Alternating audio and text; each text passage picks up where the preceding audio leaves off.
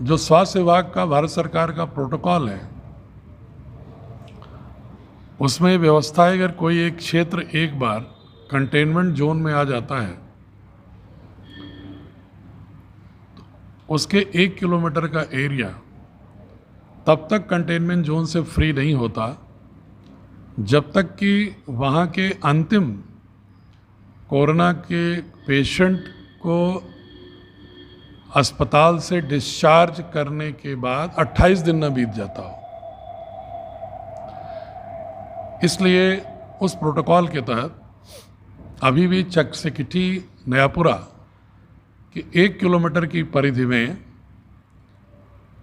Containment zone का ही protocol लागू होगा और उससे बाहर के जो मुबारकपुर नगर पालिका में दुकानें बंद थी, उनमें कल से छूट दी जा रही है कि वहाँ पर दवा की दुकानें और किराना की दुकानें, सब्जी, अंडे और फल की दुकानें खुलेंगी उसी समय पर जैसे बाकी जनपद के अन्य समय पर खुल रही। लेकिन जो 1 किलोमीटर कंटेनमेंट जोन है उसमें अभी भी हम वही प्रोटोकॉल लागू करेंगे। हमने आदेश किया है कि एसडीएम, सीओ और ईओ मौके पर 1 किलोमीटर की परिधि का चिन्हांकन करा के फोर्स लगा करके उसको यथावत कंटेन करेंगे और वहाँ पर जो आवश्यक वस्तुएं हैं उनको जैसे ठेले की संख्या और बढ़ा लें और उसके आधार पर उनको उपलब्धता सुनिश्चित हो और हर चीज़ की होम डिलीवरी सुनिश्चित हो, ये व्यवस्था और बेहतर ढंग से करें, ये निर्देश देंगे। बाह्य प्रांतों से प्रवासी श्रमिकों को जनपद में लाने की प्रक्रिया निरंतर जारी है। कल भी प्रेस ब्रीफिंग के बाद 2 ट्रेन आई थी और आसपास के जनपदों में भी कई ट्रेन से प्रवासी श्रमिक आए थे जिनको रोडवेज से यहाँ भेजा गया है। कल जो दोपहर में अहमदाबाद से ट्रेन आई थी उसमें 1641 श्रमिक आए थे, जिसमें आजमगढ़ के 164 श्रमिक थे, शेष अन्य जनपदों के थे।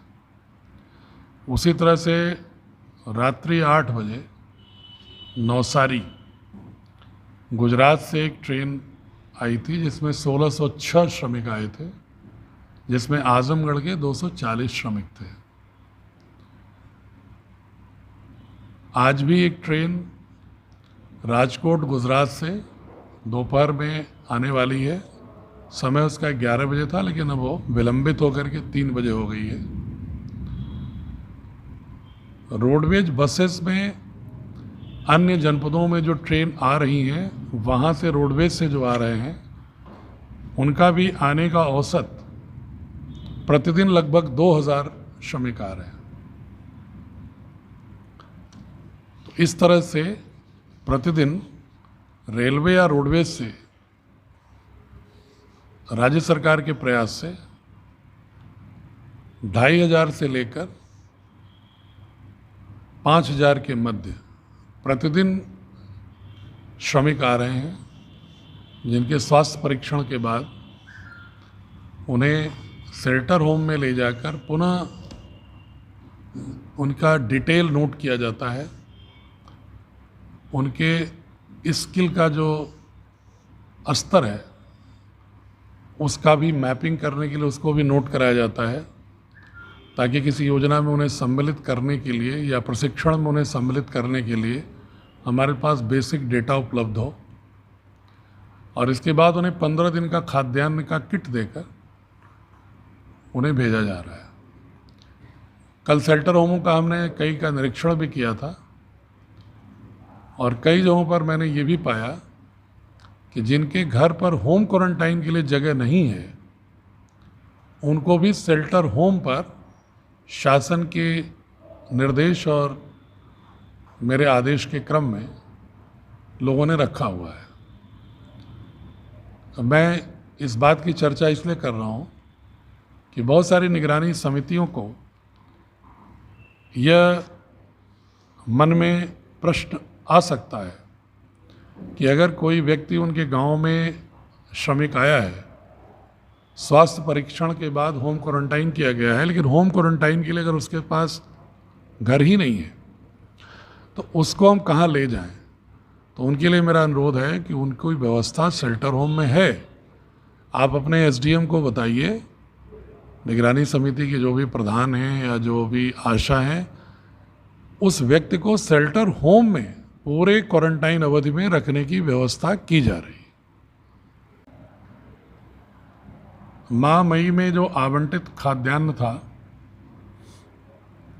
उसका जो वितरण हुआ है अब तक 14 तक 7,80,661 कुल कार्ड हैं। 7,16,565 राशन कार्डों में कुल 17,599.59 मीट्रिक टन खाद्यान्न वितरण हुआ है। जो अवशेष हैं उनके वितरण की प्रक्रिया आज जारी है और इसके पश्चात 15 से जो निःशुल्क चावल और चने का वितरण है उसकी प्रक्रिया प्रारंभ होगी, जिसको अलग से सूचित करेंगे आंकड़े आपके साथ।